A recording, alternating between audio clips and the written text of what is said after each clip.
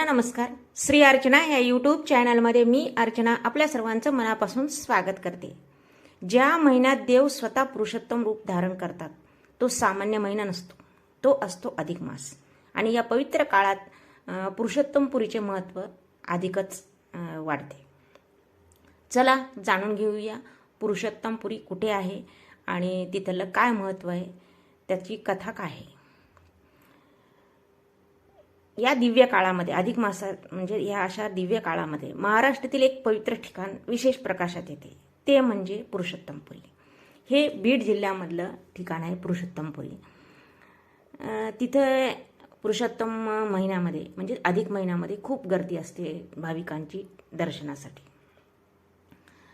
विशेष अशी अधिक मासामध्ये विशेष पूजा अर्चना, हरिनाम जप, धार्मिक कार्यक्रम आयोजित केले जातात. जेव्हा कॅलेंडरमधला हा महिना वाढतो पण शुभ कार्य थांबवले जातात, तेव्हा समजून घ्यायचं की तो साधा काळ नाही, तो आहे अधिक मास. आणि या पवित्र काळामध्ये ज्या ठिकाणी भक्तीचा महासागर उसळतो ते ठिकाण म्हणजे पुरुषोत्तमपुरी. पहिले आपण अधिक मास म्हणजे काय ते बघूयात. हिंदू पंचांगानुसार दर काही वर्षांनी म्हणजे 2 का 2.5 किंवा 3 वर्षांनी महिना येतो, त्याला अधिक मास किंवा पुरुषोत्तम मास म्हणतात. या महिन्याला स्वतः भगवान विष्णूंनी आपले नाव दिले पुरुषोत्तम. हा महिना इतका पवित्र मानला जातो की यात विवाह, गृहप्रवेश यासारखी शुभ कार्य टाळली जातात. पण या महिन्यात केलेली भक्ती, जप, दान आणि उपासना याचे फळ अनेक पटीने मिळते असं आपलं शास्त्र सांगतं. पुरुषोत्तमपुरीमध्ये काय आहे, इथं एक मूर्ती आहे भगवान विष्णूची, पुरुषोत्तम स्वरूपाची आहे. ती मूर्ती कशी आहे? ही मूर्ती साधारणपणे शांत, प्रसन्न आणि तेजस्वी स्वरूपाची आहे. भगवान विष्णूचे चतुर्भुज रूप 4 हात भक्तिभावात दाखवलेले आहे. तिथं हातात शंख, चक्र, गदा, पद्म ही चिन्हे आहेत. मूर्तीचा भाव अत्यंत शांत आणि कृपामय म्हणजे आशीर्वाद देणार आहे. संपूर्ण मूर्तीभोवती एक आध्यात्मिक तेज जाणवते असं आपल्याला असे भक्त सुद्धा सांगतात. या ठिकाणी मूर्तीपेक्षा जास्त भाव महत्त्वाचा मानला जातो. भक्तांना वाटते की पुरुषोत्तम मासात येथे भगवान स्वतः उपस्थित असतात, त्यामुळे वातावरण अधिक पवित्र आणि ऊर्जा भरलेली असते. पुरुषोत्तमपुरीमधल्या मंदिराची कथा काय ती बघूयात आपण. हे बीड जिल्ह्यामधलं आहे, माजलगाव जवळच आहे.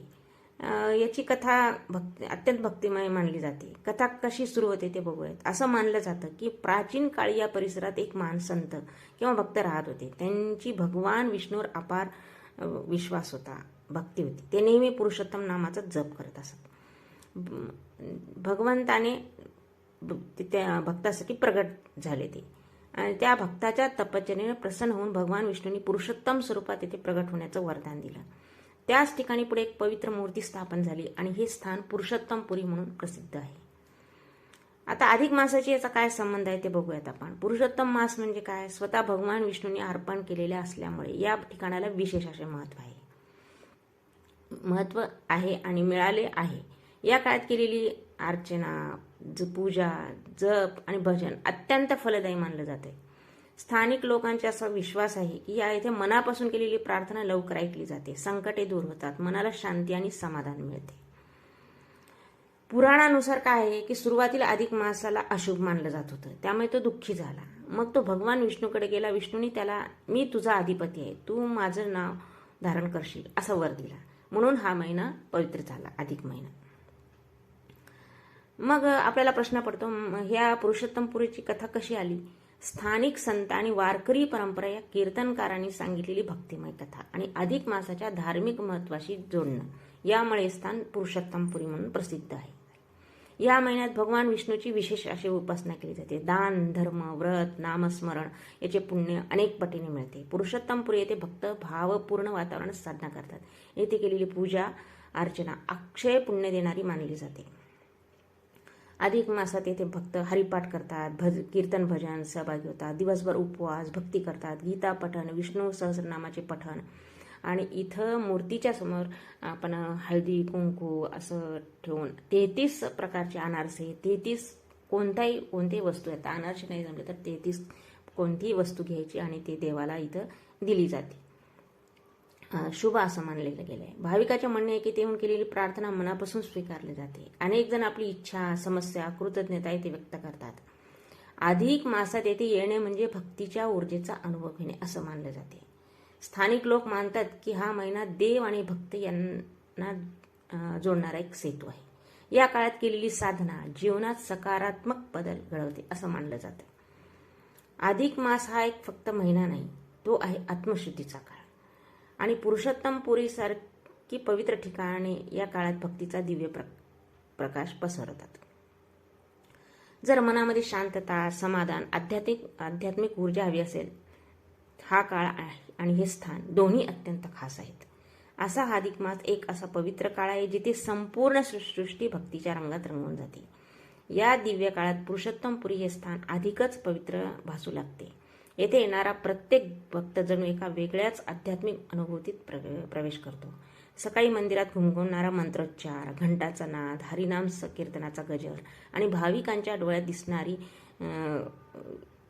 विश्वास भक्ती हे सर्व मिळून एक अशी ऊर्जा निर्माण करतात की शब्दही अपुरे पडतात. असं मानलं जातं की अधिक मासात येथे केलेली साधना, जप, दान हे अनेक पटीने फलदायी ठरते. आणि पुरुषोत्तमपुरी हे एकमेव ठिकाण आहे जिथे अधिक मासाचा म्हणजे श्री विष्णूचं रूप तिथे आहे किंवा मूर्ती आहे तिथं. हे कुठेही शक्यतो नाही, फक्त पुरुषोत्तमपुरीमध्येच आहे. आणि अवश्य अधिक महिन्यात अवश्य वेळात वेळ काढून पुरुषोत्तमपुरीला जाऊन दर्शन घ्यावे आणि मनोभावे प्रार्थना करावी, नमस्कार करावा. पुरुषोत्तमपुरी हे फक्त ठिकाण नाही, ती एक अनुभूती आहे. एक असा आध्यात्मिक प्रवास आहे जिथे मन शांत होतं, विचार स्थिर होतात आणि आत्मा हलका वाटतो. इथे आलेला प्रत्येक भक्त एकच गोष्ट सांगतो, इथे येऊन फक्त दर्शन होत नाही, इथे अंतर्मन जागृत होतं. कधी कधी आयुष्यात आपल्याला काही क्षण असे हवे असतात जिथे आपण स्वतःशी जोडले जातो, जिथे बाहेरचा आवाज शांत होतो आणि आतला आवाज स्पष्ट ऐकू येतो. अधिक मास आणि पुरुषोत्तमपुरी अशा क्षणाची आठवण करून देतात. ही परंपरा आपल्याला शिकवते की भक्ती म्हणजे फक्त पूजा अर्चना नाही, ती एक जीवन पद्धती आहे. एक असा मार्ग आहे जो आपल्याला अहंकारापासून दूर करून शांतीकडे घेऊन जातो. अधिक मास म्हणूनच अधिक मास संपला तरी त्याची आठवण मनात राहते आणि पुरुषोत्तमपुरीसारखी तीर्थस्थळे भक्तांच्या हृदयात कायमची जागा निर्माण करतात. शेवटी एवढंच, जिथे भक्ती आहे तिथेच खरा देव आहे आणि जिथे नामस्मरण आहे तिथेच मोक्षाचा मार्ग उघडतो.